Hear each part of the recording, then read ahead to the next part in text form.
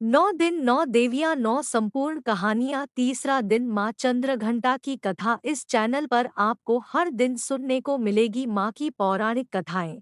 नवरात्रि के तीसरे दिन माँ चंद्रघंटा स्वरूप की पूजा होती है।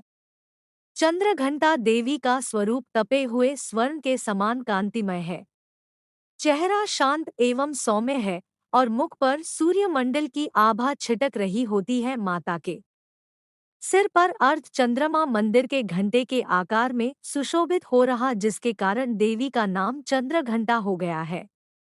अपने इस रूप से माता देवगण, संतों एवं भक्त जन के मन को संतोष एवं प्रसन्न प्रदान करती है।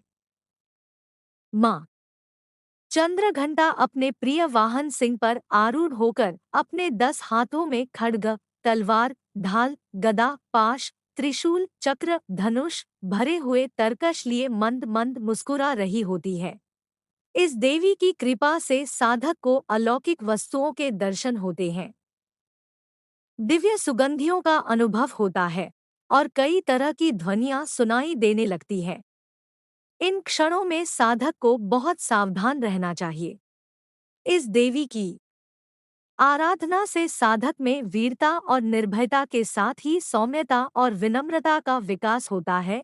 इसलिए हमें चाहिए कि मन, वचन और कर्म के साथ ही काया को विहित विधि विधान के अनुसार परिशुद्ध पवित्र करके चंद्र घंटा के शरणागत होकर उनकी उपासना आराधना करना चाहिए। इससे सारे कष्टों से मुक्त होकर सहज ही परम पद के अधिकारी बन सकते हैं। यह देवी कल्याणकारी है। माँ चंद्रघंटा की पूजा करने से जातक के सभी पाप नष्ट हो जाते हैं और जन्म जन्म का डर समाप्त हो जाता है और जातक निर्भय बन जाता है।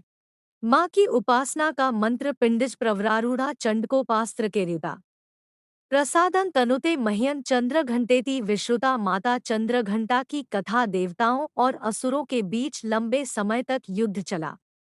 असुरों का स्वामी महिषासुर था और देवताओं के इंद्र। महिषासुर ने देवताओं पर विजय प्राप्त कर इंद्र का सिंहासन हासिल कर लिया और स्वर्गलोक पर राज करने लगा। इसे देखकर सभी देवतागण परेशान हो गए और इस समस्या से निकलने का उपाय जानने के लिए त्रिदेव ब्रह्मा, विष्णु और महेश के पास गए। देवताओं ने बताया कि महिषासुर ने इंद्र, चंद्र, सूर्य, वायु और अन्य देवताओं के सभी अधिकार छीन लिए हैं और उन्हें बंधक बनाकर स्वयं स्वर्गलोक का राजा बन गया है। देवताओं ने बताया कि महिषासुर के अत्याचार के कारण अब देवता पृथ्वी पर विचरण कर रहे हैं और स्वर्ग में उनके लिए स्थान नहीं है। यह सुनकर ब्रह्मा, विष्णु और भगवान शंकर को अत्यधिक क्रोध आया।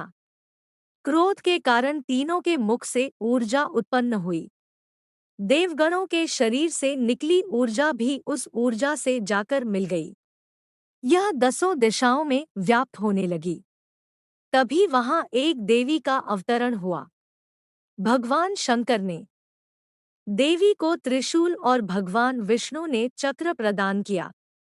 इसी प्रकार अन्य देवी देवताओं ने भी माता के हाथों में अस्त्र शस्त्र सजा दिए।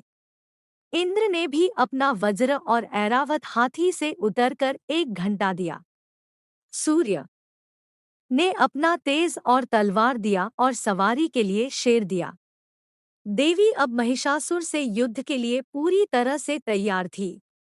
उनका विशालकाय रूप देखकर महिषासुर यह समझ गया कि अब उसका काल आ गया है।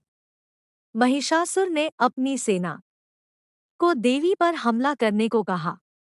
अन्य दैत्य और दानवों के दल भी युद्ध में कूद पड़े। देवी ने एक ही झटके में ही दानवों का संहार कर दिया। इस युद्ध में महिषासुर तो मारा ही गया, साथ में अन्य बड़े दानवों और राक्षसों का संहार मां ने कर दिया।